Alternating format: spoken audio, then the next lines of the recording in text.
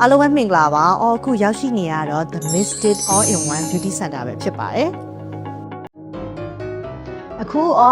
The Mystic ကဖွင့်ထားတဲ့ Genesis မှာ eyebrow tattoo လေးနဲ့ eyelash extension လေးလာလုပ်တာပေါ့နော်။ဆိုတော့ဘာတွေပြောင်းလဲသွားမလဲဆိုတာတော့ on နဲ့တူတူလိုက်ကြည့်ပေးကြပါအောင်ရှင်။ဒီနေ့မျက်ခုံး tattoo လေးကိုအကြောင်းတင်ပြီးတော့ natural sunset look လေးချိန်ပါမယ်။ပြီးတော့ eyebrow tattoo လုပ်မယ်ဆိုရင်သိထားမယ်အချက်လေးကိုအားလုံးကိုမျှဝေပေးလိုက်ပါတယ်နော်။ Genesis ကလည်းခင်မိနီးပညာတွေပြီးရင်နောက်ဆုံးတော့ set တွေတွေကိုပဲသုံးထားတဲ့အတွက်အရန်စိတ်ချရတယ်။နောက်ပြီးတော့မျက်ခုံးကိုကိုယ့်ရဲ့မျက်နှာအနေထား feature နဲ့လိုက်ပြီးတော့ပုံစံမျိုးမျိုးကိုလည်းတေချာဆွေးနွေးတိုင်ပြီးလို့ရအောင်ဆိုတော့အရန်ကြိုက်ပါတယ်။အရင်ဆုံး consultation လေးလုပ်ပြီးတော့ eyebrow tattoo artist ကရှိတ်လေးကိုတေချာတိုက်တာပေးပါတယ်။ကတော့ neutral look လေးကိုဝယ်ရွှေ့လိုက်ခဲ့။ထွက်လာတဲ့ result ကလည်းတဘာဝဆန်တော့အရန်ကိုအဆင်ပြေပါတယ်။ eyebrow tattoo လုပ်တာအရန်မနာအောင်နော်။ပြီးရင်အလုံများတဲ့သူတွေပြီးတော့ကိုယ်နဲ့လိုက်ဖက်တဲ့မျက်ခုံးမွေးကိုမဆွဲတတ်တဲ့သူတွေဆိုရင်အရန်ကိုအဆင်ပြေပါတယ်။ Genesis ကမျက်ခုံးမွေးထိုးပြီးရင်ဘယ်လိုမျိုး care လုပ်ရမလဲဆိုတာကိုတတိချာချာလေး service ပေးရအောင်လို့မျက်ခုံးမွေးထိုးပြီးတော့အယောင်လွင့်နာပြေတာအဲ့ဒါမျိုးဖြစ်တဲ့နဲ့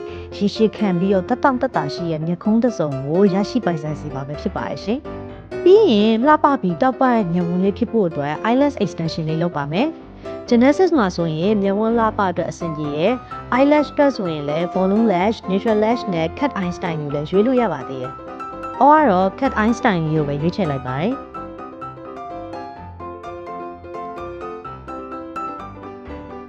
Wow! လို့ရင်လည်းမျက်တောင်အရှိရခဲ့ပြီ။ကိုလေးမှန်နေကြည့်ရတောင်မှအရာအားလုံးကိုချိန်မိုးပြီးတော့ကြည့်လိုက်ရတယ်လို့ပဲ။ကတော့အရန်ကြိုက်နေပြီ Genesis က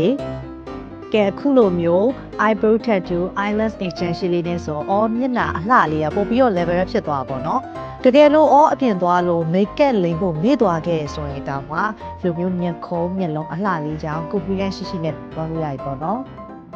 ကဲဒီ vlog လေးက